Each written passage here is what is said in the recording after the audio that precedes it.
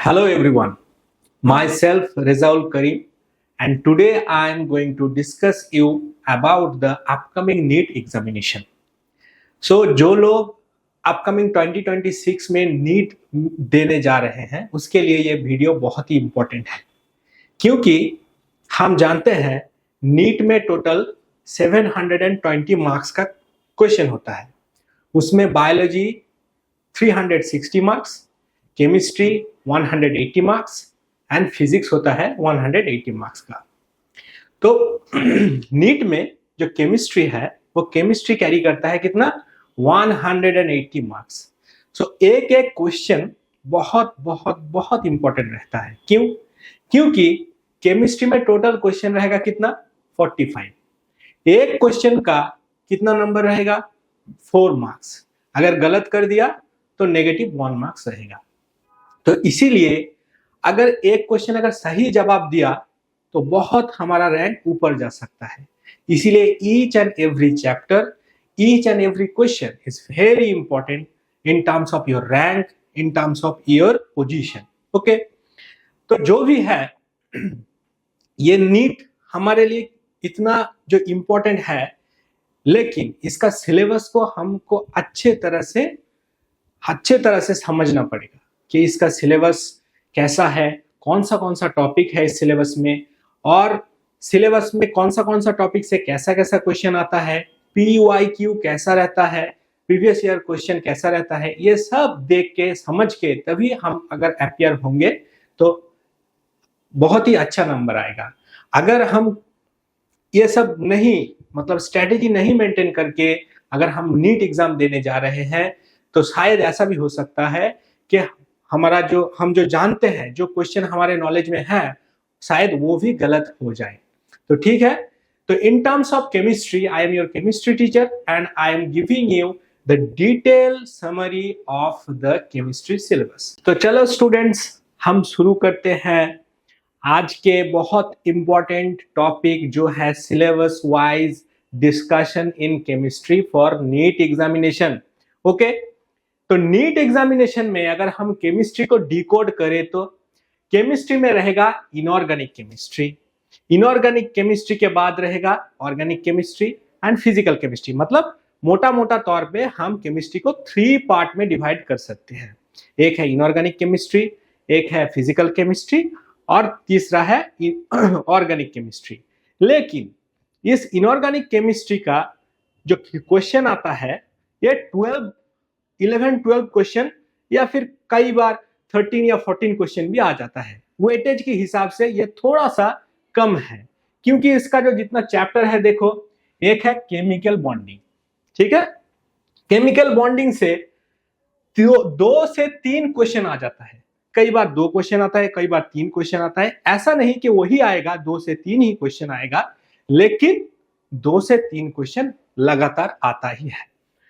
Next is the coordination compound. Second chapter is coordination compound. तो coordination compound भी बहुत important है, क्योंकि वहां से भी 2 से 3 क्वेश्चन आता है। नेक्स्ट देखोगे पीरियोडिक टेबल। पीरियोडिक टेबल में 2 क्वेश्चन आएगा।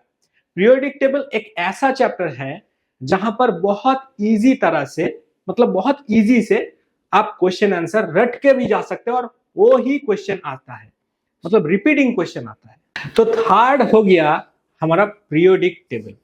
जो पीरियोडिक टेबल है उसमें देखो 2 क्वेश्चन आता है जो बहुत ही इंपॉर्टेंट और आसान सा सवाल पूछता है। कई बार रिपीट क्वेश्चन टाइप का क्वेश्चन आता है। ओके, तो PYQ for the periodic table is very important. And fourth chapter is P block element. जो पी ब्लॉक एलिमेंट है वहां से 2 से 3 क्वेश्चन आता है। And last and not the least, मतलब जो लास्ट चैप्टर है यह है D and A block elements. So D and A block element P block से थोड़ा सा ज्यादा वेटेज रखता है और वहां से 2 से 3 क्वेश्चन भी कई बार आ जाता है। ठीक है, तो D block element you have to remember very well. तो for inorganic chemistry I will tell you that it is very easy for number carry. अगर तुम इनऑर्गेनिक केमिस्ट्री को छोड़ दिया तो फिर नंबर उतना ज्यादा कैरी नहीं होगा, क्योंकि यहां से बहुत ही आसान सा सवाल पूछते हैं और चैप्टर भी बहुत आसान ही रहता है। है ना।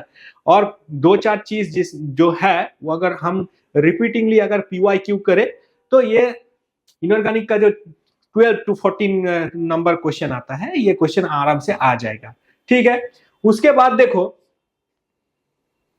उसके बाद हमारा आएगा फिजिकल केमिस्ट्री। फिजिकल केमिस्ट्री का जो वेटेज है वो इनऑर्गेनिक से थोड़ा सा ज्यादा है, क्योंकि यहां से 16, कई कई बार 15, कई कई बार 16 से 16 क्वेश्चन आता है। ओके, 45 से। तो फिजिकल केमिस्ट्री में जो चैप्टर है, पहला चैप्टर है बेसिक कॉन्सेप्ट ऑफ केमिस्ट्री।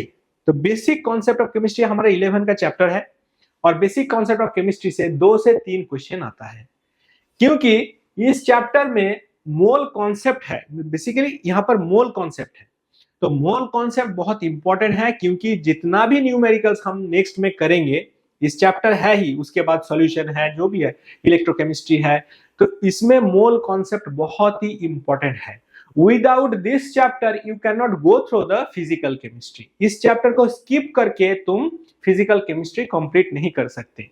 जितना भी नॉर्मलिटीज है, मोलालिटी है और मोलारिटी है, जितना भी न्यूमेरिकल्स है, वो इसी चैप्टर में बेस्ड है। ओके, तो इस चैप्टर को स्किप करके अगर तुम सोचोगे कि फिजिकल केमिस्ट्री में करूंगा, तो ऐसा नहीं होगा। Okay, next is the chemical kinetics. ये जितने सारे चैप्टर हैं, मैं बोल दूंगा कि ये चैप्टर बहुत ही इंपॉर्टेंट है, मैं इंपॉर्टेंट वाइज ही इसको सजाया हूं। ओके, तो chemical kinetics is the next important chapter because it carry 2 to 3 question. Weightage wise सभी क्वेश्चन, सभी चैप्टर मतलब सेम ही रहता है, लेकिन क्वेश्चन का डिफिकल्टीज अलग अलग चैप्टर का अलग अलग रहता है। ठीक है, उसके बाद देखो द स्ट्रक्चर ऑफ एटम, बहुत ही आसान सा चैप्टर है। स्ट्रक्चर ऑफ एटम बहुत ही आसान सा चैप्टर इसीलिए क्योंकि यहां पर भी PYQ करके इस चैप्टर का आंसर किया जा सकता है। जहां पर इधर से दिस चैप्टर से कितना आएगा, 2 क्वेश्चन इधर से आएगा। ओके, उसके बाद देखो सॉल्यूशन। सॉल्यूशन जो चैप्टर है वो solution chapter basic concept of chemistry से जुड़ा हुआ है, क्योंकि जो सॉल्यूशन चैप्टर है वहां पे बहुत सारे न्यूमेरिकल्स आते हैं, और न्यूमेरिकल्स जो है वो बेसिक कॉन्सेप्ट ऑफ केमिस्ट्री में जो मोल कॉन्सेप्ट है उसी से लगा हुआ है। तो इसीलिए मोल कॉन्सेप्ट और कहें कि बेसिक कॉन्सेप्ट ऑफ केमिस्ट्री और सॉल्यूशन चैप्टर ये सिमिलैरिटीज का चैप्टर है, क्योंकि यहां पर भी न्यूमेरिकल्स बहुत है जो इसमें without you skip this one, without this one you cannot solve this one. Okay, so that's why solution is also important because it carry 2 to 3 question. इसके बाद देखो सॉल्यूशन के बाद हमारा जो 5th चैप्टर है फिजिकल केमिस्ट्री में वो है इलेक्ट्रोकेमिस्ट्री। हम जानते हैं इलेक्ट्रोकेमिस्ट्री से बहुत सारे जैसे सवाल पूछते हैं, बेसिकली जो न्यूमेरिकल्स हैं इलेक्ट्रोकेमिस्ट्री का, और ये भी इलेक्ट्रोकेमिस्ट्री जो है ये भी बहुत सारे क्वेश्चन नहीं पूछते, 1 से 2 सवाल आते हैं इधर से। Okay, so 1 to 2 question coming from the electrochemistry, and next chapter is the thermodynamics, which is the class 11 chapter. Class 11 chapter thermodynamics, you know, there is the 2 to 3 question is also coming from the thermodynamics. ठीक है, तो thermodynamics से 2 से 3 सवाल आएंगे। thermodynamics से always there are, thermodynamics से बहुत सारे चीज ऐसा भी है, जैसे न्यूमेरिकल, सिर्फ न्यूमेरिकल्स ही नहीं, बहुत सारे ऐसे चीज भी है जो टिपिकली थोड़ा थियोरेटिकल भी होता है।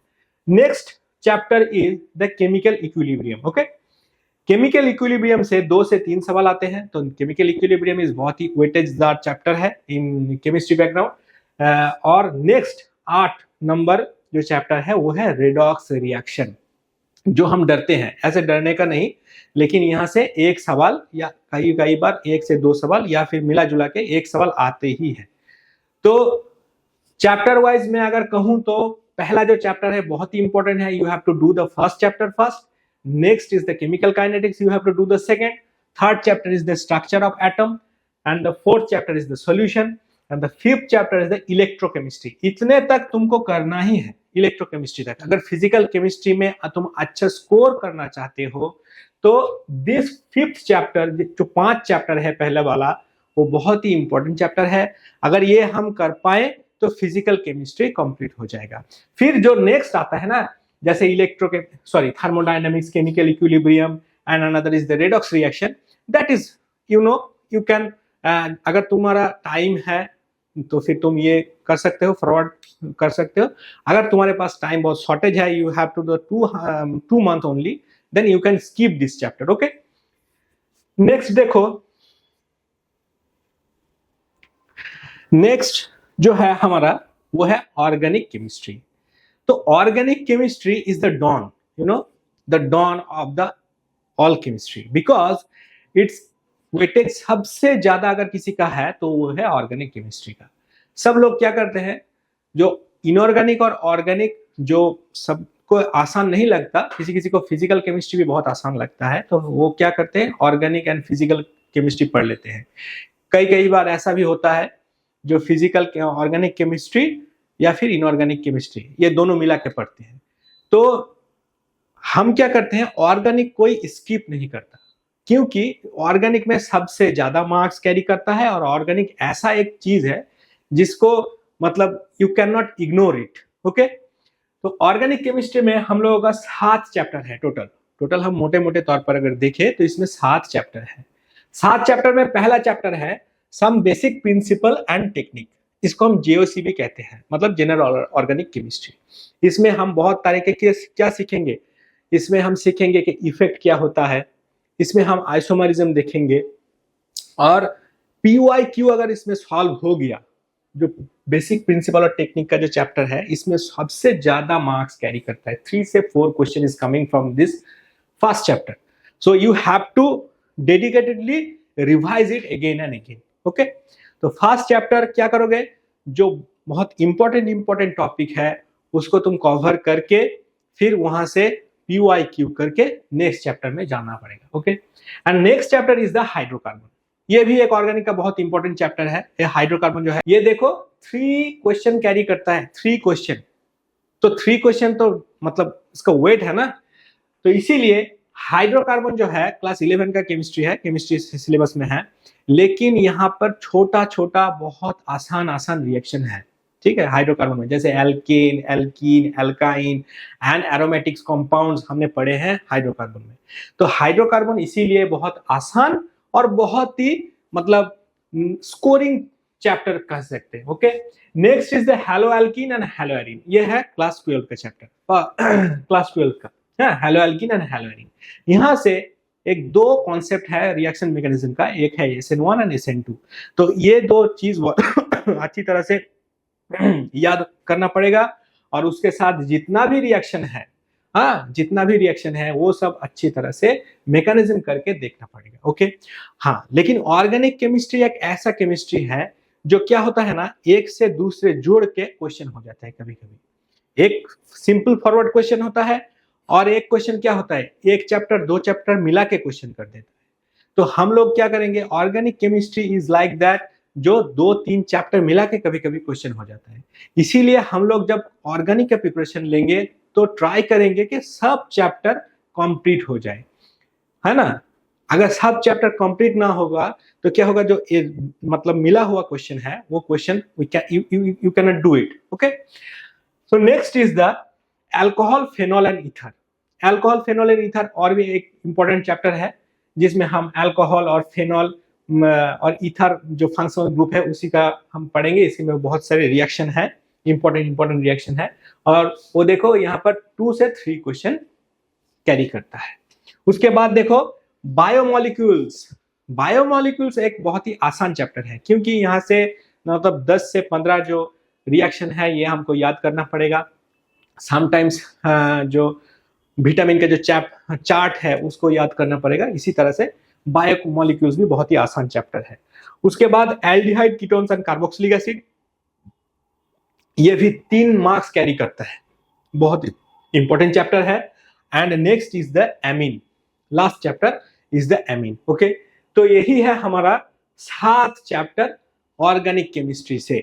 अगर ऑर्गेनिक केमिस्ट्री से मैं बताऊंगा कि ऑर्गेनिक केमिस्ट्री से सर क्या हमको पूरा पढ़ना है, हाँ मैं बताऊंगा कि ऑर्गेनिक केमिस्ट्री अगर पढ़ोगे तो पूरा पढ़ना है, क्योंकि ऑर्गेनिक केमिस्ट्री एक ऐसा चैप्टर है जहां पर कॉन्सेप्ट 1 बाय 1 एक से एक जुड़ा हुआ है। तो आज हमारे जो क्लास में मैं जो स्टार्ट कर रहा हूं, क्योंकि ये तुम्हारे लिए एक मतलब नया प्लेटफॉर्म है, और इस प्लेटफॉर्म में नीट के लिए, नीट की तैयारी के लिए हम लोग कोशिश करें तो कि तुम लोगों को आसान से, बहुत इजी वे से कैसे तुम लोगों को शॉर्ट टाइम में कैसे तुम लोगों को प्रिपेयर कराएं।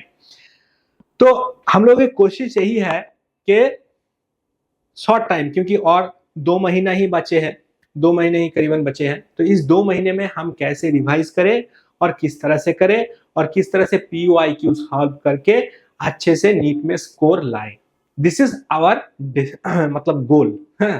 तो इस गोल में देखो हमारे 1 by 1 चैप्टर हम लोग क्लियर करेंगे।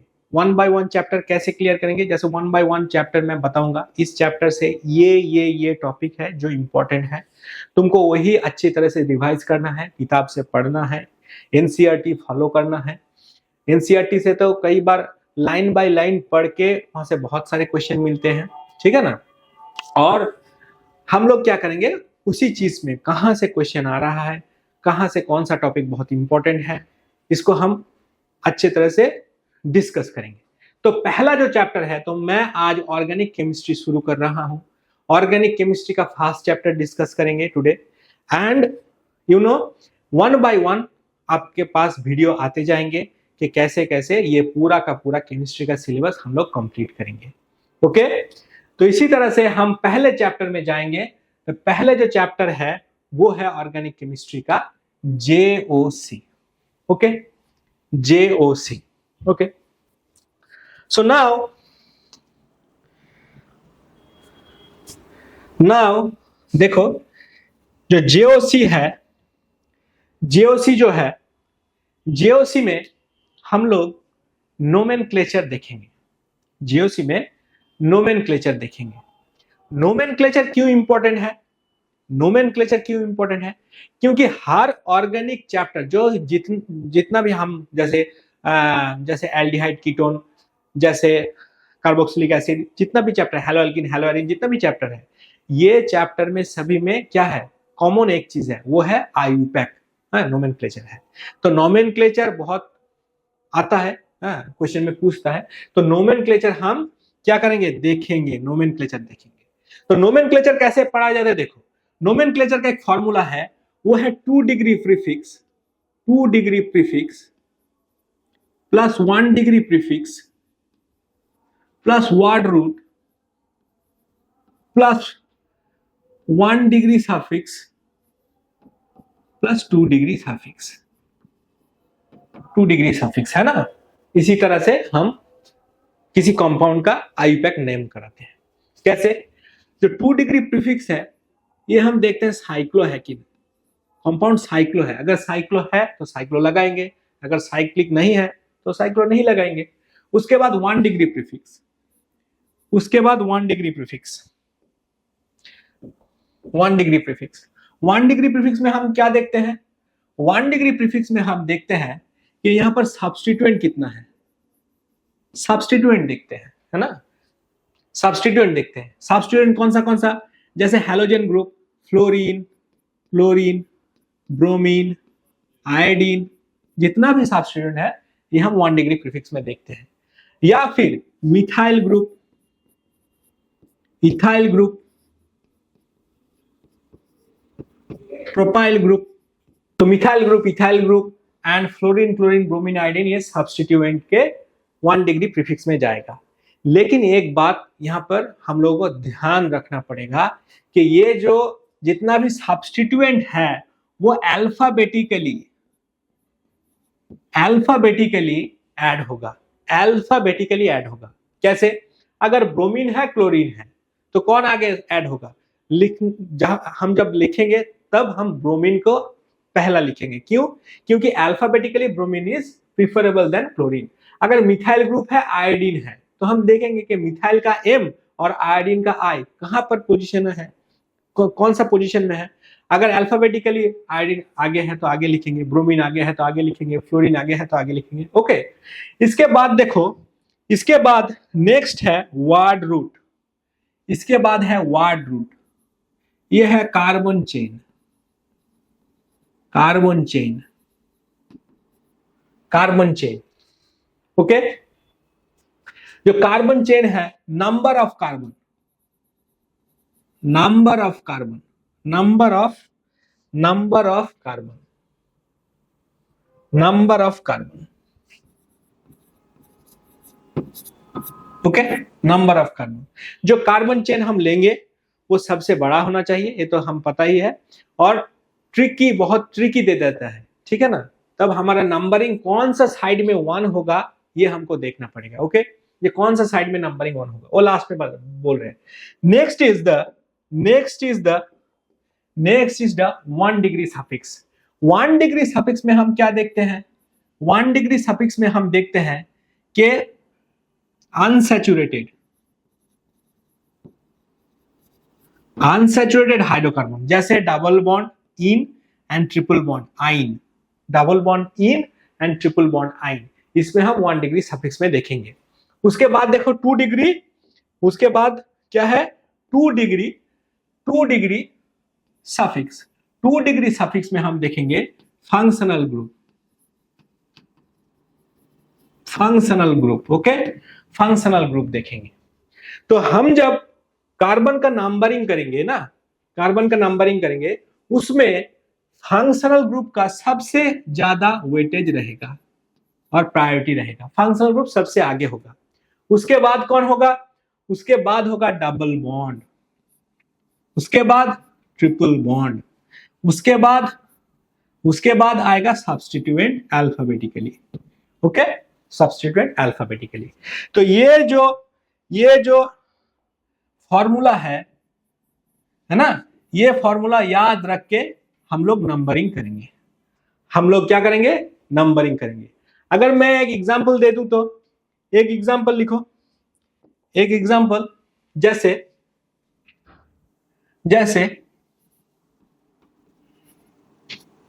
CH3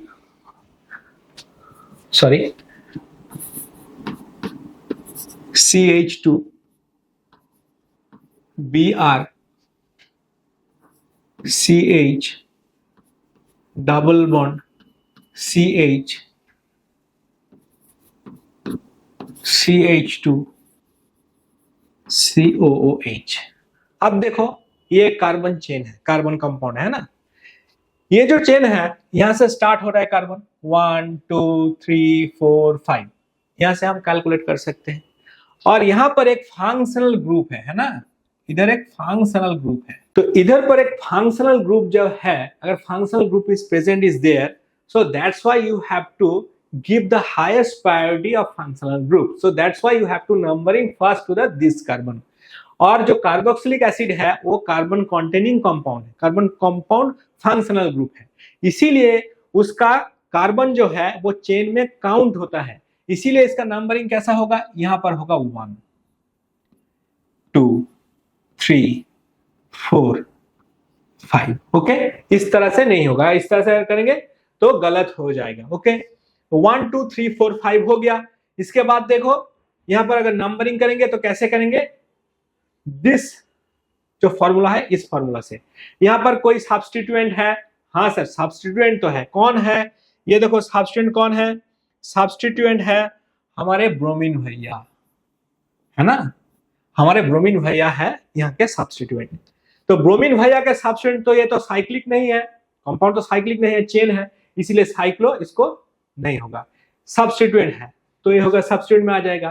तो फिर हम लिखेंगे इसका नाम होगा 5 ब्रोमो।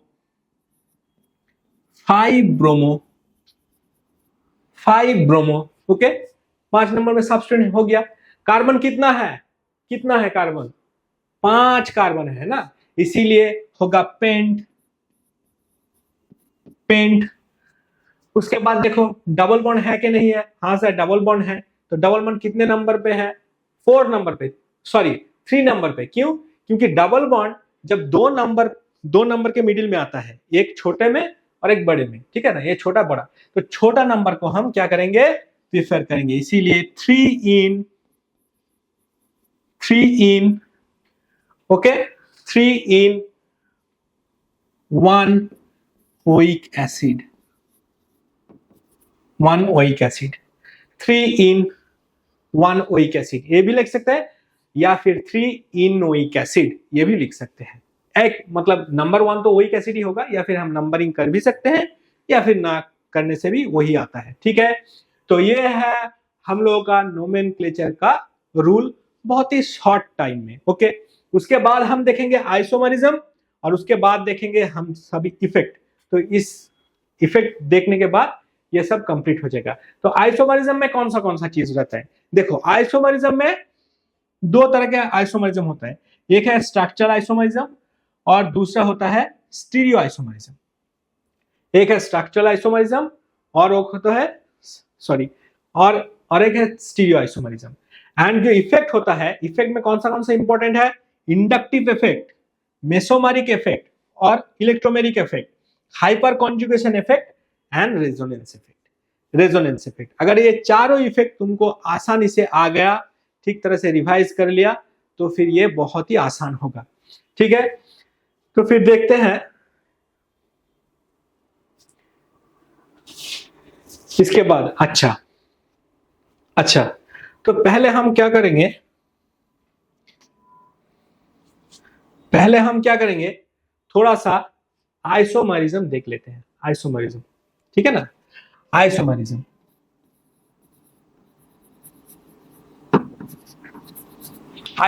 ओके। जो आइसोमरिज्म होगा वो दो तरह से डिवाइड हो सकता है। कौन सा? एक होता है स्ट्रक्चरल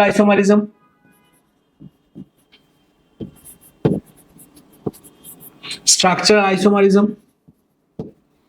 और दूसरा होता है स्टीरियो आइसोमरिज्म।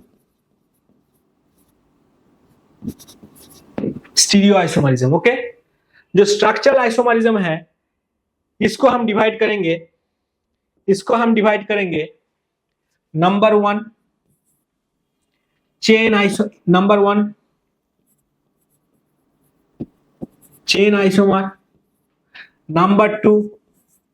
नंबर टू एक नंबर है चेन आइसोमर, दूसरा होगा positional isomer.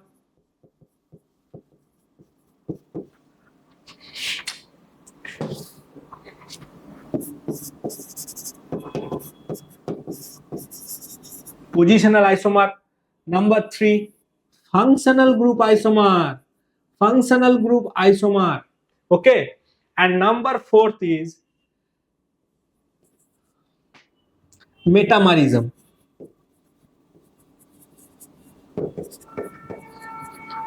And tautomerism also is there, okay. Structural isomer में ये सब रहेगा।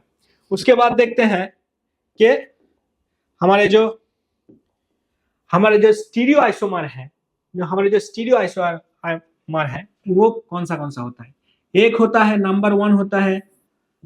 Number one is geometrical isomer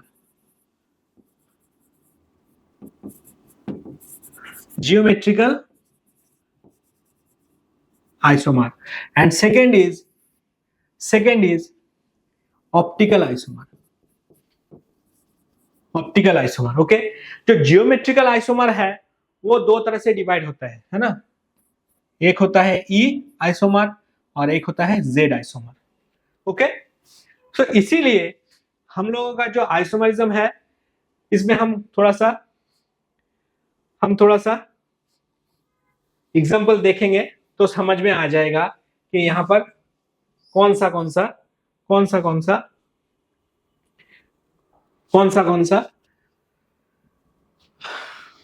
isomerism कैसे होता है, ठीक है। जैसे देखो, जैसे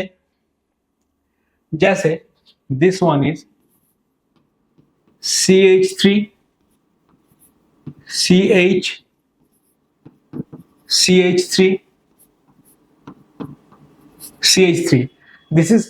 this is the isobutane, okay. अगर हम इसको ऐसे लिखेंगे CH3 CH2 CH3, this is N butane. तो इसका अगर मॉलिक्यूलर फार्मूला देखोगे, C कितना है? 4, C4, H कितना है?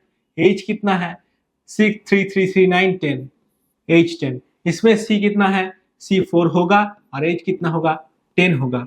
तो आइसोमर इज लाइक दैट, जिसका molecular formula same but different structure. This is on the chain isomer. एक हो गया चेन आइसोमर। दूसरा जैसे CH3 CH double bond CH CH3, okay.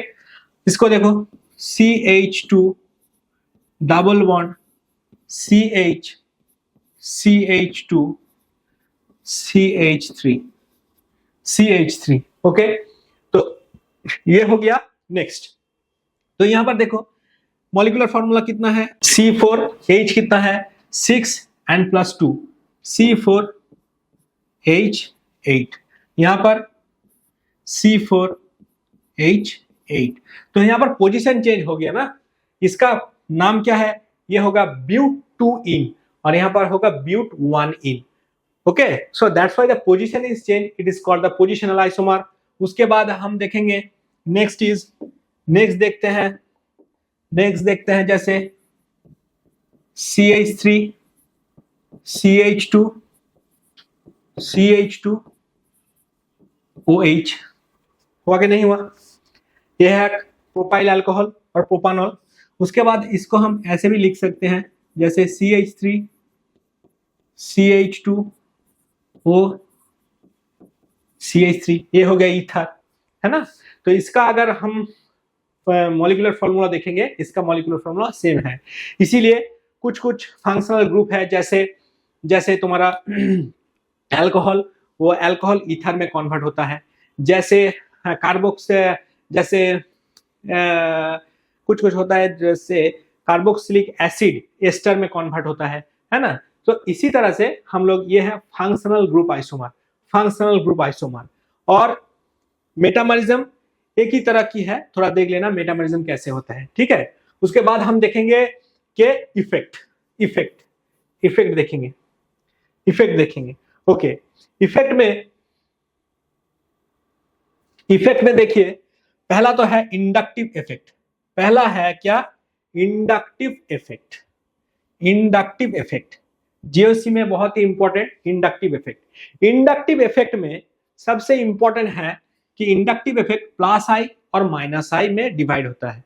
तो प्लस आई कौन दिखाता है, प्लस आई इफेक्ट जो electron donating, plus I effect shown by electron donating group. Okay, electron donating group, तो कौन इलेक्ट्रॉन डोनेटिंग ग्रुप है, जैसे मिथाइल ग्रुप, इथाइल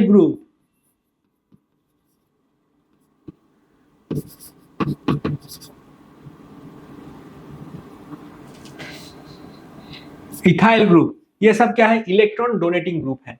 और माइनस आई इफेक्ट कौन होगा, माइनस आई इफेक्ट में जो इलेक्ट्रॉन विथड्रॉइंग ग्रुप जैसे क्लोरीन, फ्लोरीन, ब्रोमीन, आयोडीन, जितना भी हैलोजन है, chlorine, fluorine, bromine, iodine, okay, sorry, bromine, iodine. उसके बाद देखो, उसके बाद जैसे नाइट्रो ग्रुप हो गया, माइनस आई इफेक्ट दिखाएगा, है ना।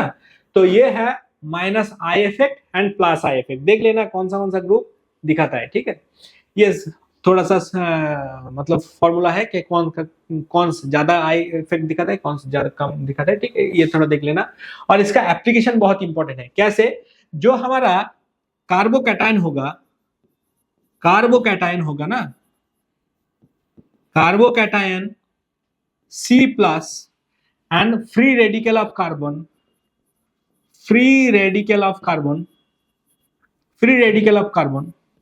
इन दोनों का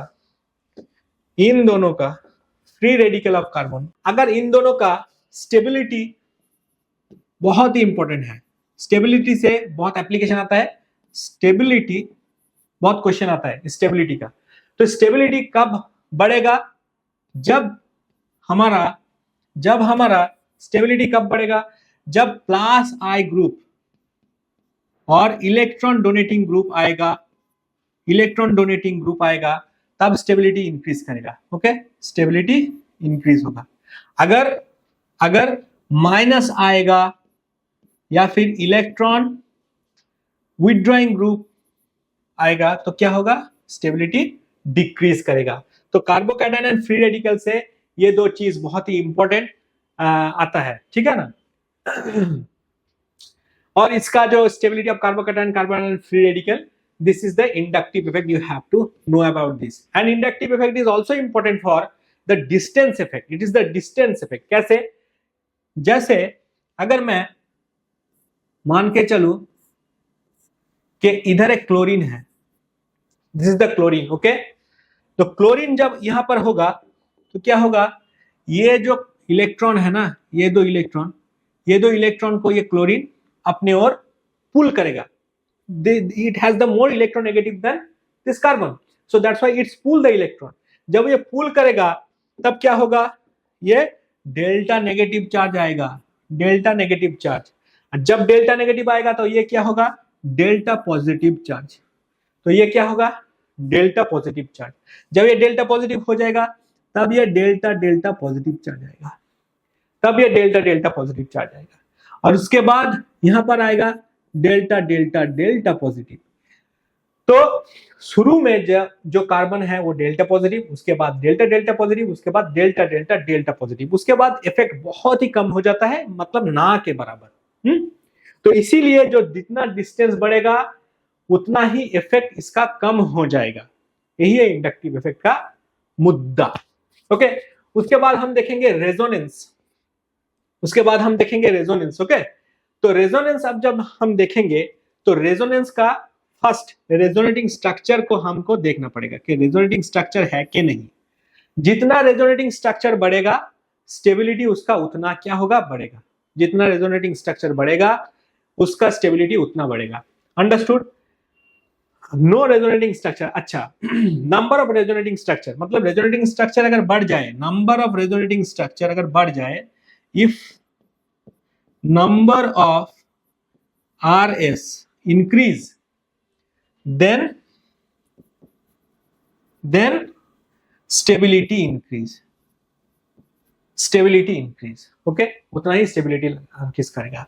उसके बाद हम जो देखेंगे नैप्थलीन का स्ट्रक्चर, एंथ्रेसीन का स्ट्रक्चर एंड फिनांथ्रीन का स्ट्रक्चर, वो कैसे कैसे एरोमेटिक है, नॉन एरोमेटिक है। एरोमेटिसिटी में इसमें क्वेश्चन आता है कि कौन सा एरोमेटिक है, नॉन एरोमेटिक है, एंटी एरोमेटिक है, इस तरह से क्वेश्चन आता है। तो इसीलिए you have to know about that the aromaticity. और एरोमेटिसिटी को हम जानते हैं कि एरोमेटिक कंपाउंड होने के लिए कौन सा चीज जरूरी है, कौन सा एरोमेटिक कंपाउंड के लिए, एरोमेटिक कंपाउंड होने के लिए एक तो होना चाहिए क्या, नंबर वन होना चाहिए, वो प्लानर होना चाहिए, मतलब sp2 हाइब्रिडाइज्ड होना चाहिए, सभी sp2 हाइब्रिडाइज्ड होना चाहिए। नंबर टू देखो, नंबर टू में हम देखेंगे कि एरोमेटिक कंपाउंड होने के लिए कॉन्जुगेट होना जरूरी है, मतलब वो साइक्लिक होना जरूरी है, कॉन्जुगेशन में रहना चाहिए, कॉन्जुगेशन में रहना जरूरी है। अंडरस्टूड। उसके बाद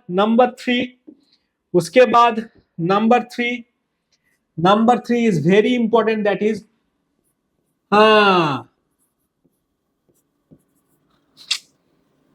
अच्छा, ये हम रूल लिख देते हैं, 4n+2 रूल ऑफ पाई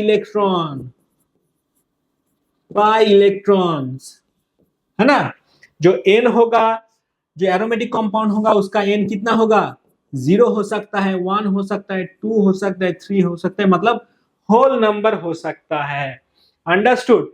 इसीलिए एरोमेटिक कंपाउंड होने के लिए ये 3 रूल बहुत ही इंपॉर्टेंट है। इसके बाद हम aromatic, non aromatic, anti aromatic ये भी हम देखेंगे, ठीक है। उसके बाद देखो मेसोमेरिक इफेक्ट और इलेक्ट्रोमेरिक इफेक्ट।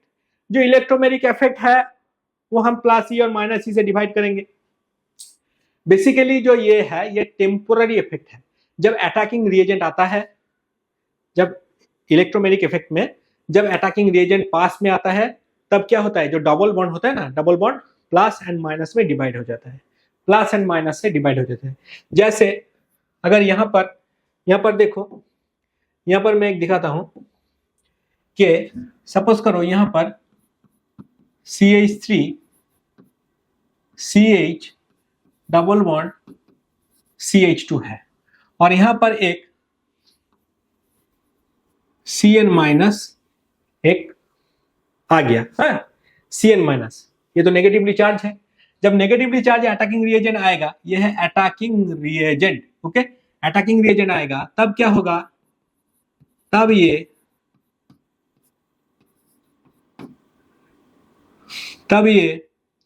टूट के क्या होगा, अच्छा इसको हम इस तरह से लिखें तो ही अच्छा है, ठीक है, इस तरह से, ठीक है, ये एक पॉजिटिव आ जाएगा, एक नेगेटिव आ जाएगा, एक पॉजिटिव आ जाएगा, एक नेगेटिव आ जाएगा, अंडरस्टूड। एंड पॉजिटिव, ये नेगेटिव क्या करेगा, इसमें अटैक करेगा। तो ये एक है अटैकिंग रिएजेंट, कभी कभी H प्लस भी attacking as a attacking reagent हो सकता है। तो ये है मतलब, हाँ, तो ये है इलेक्ट्रॉन डेंसिटी इंक्रीज और डिक्रीजिंग। अच्छा, इलेक्ट्रोमेरिक इफेक्ट ये भी देख लेना थोड़ा, इलेक्ट्रोमेरिक इफेक्ट क्या है, ठीक है। उसके बाद हम लोगों का जो PYQ है, नेक्स्ट टाइम से हम क्या करेंगे, इस चैप्टर का JOC का जो PYQ है, और थोड़ा सा जो इंपॉर्टेंट जगह है वो क्या करेंगे, हम थोड़ा उसमें चर्चा करेंगे। और PYQ सॉल्व करने से हम लोगों का बहुत सारे जो भ्रम है, गलतियां हैं, ये सब क्या होगा, दूर होगा। और हम लोग ऐसे बहुत सारे क्वेश्चन ऐसे भी आते हैं कि PYQ से पूरा का पूरा उसी टाइप का क्वेश्चन डायरेक्टली आता है। इसीलिए फर्स्ट चैप्टर हम इसी तरह से कंप्लीट करेंगे, उसके बाद हम नेक्स्ट चैप्टर से जाएंगे, ठीक है। तो thank you very much for this class. Please you have to subscribe our channel and you have to visit our channel regularly, because इस चैनल में बहुत सारे अच्छे टीचर अच्छे क्लास ले रहे हैं इसी नीट के प्रिपरेशन के लिए। तो अगर तुम लोग नीट के प्रिपरेशन के लिए अगर स्टार्ट करना चाहते हो कि नीट मतलब 2026 में देना चाहते हो, तो तुम इस चैनल को free of cost you can access, and इसमें कोई चार्जेस नहीं है और ये फ्री में है। तो तुम ये क्लास रेगुलरली कर सकते हो, 1 by 1 हम जाएंगे। तो पहला आज हो गया JOC। क्या JOC? ये है केमिस्ट्री का बाप, है ना, ये है केमिस्ट्री का बाप, मतलब ऑर्गेनिक केमिस्ट्री। अगर ये कंप्लीट हो गया, उसके बाद हम इनऑर्गेनिक में जाएंगे, इनऑर्गेनिक के बाद हम फिजिकल में जाएंगे। इस तरह से हम पूरा सिलेबस ही कंप्लीट करेंगे शॉर्ट टाइम में, और बहुत इंपॉर्टेंट टॉपिक ही हम डिस्कस करेंगे, जिसमें तुम्हारा आसानी होगा क्वेश्चन को समझने में, क्वेश्चन कैरी करने में। और another thing is that is PYQ अगर करोगे तो और भी आसानी होगा प्रिपरेशन लेने में, ठीक है ना। इसीलिए आज के लिए इतना ही, and thank you so much.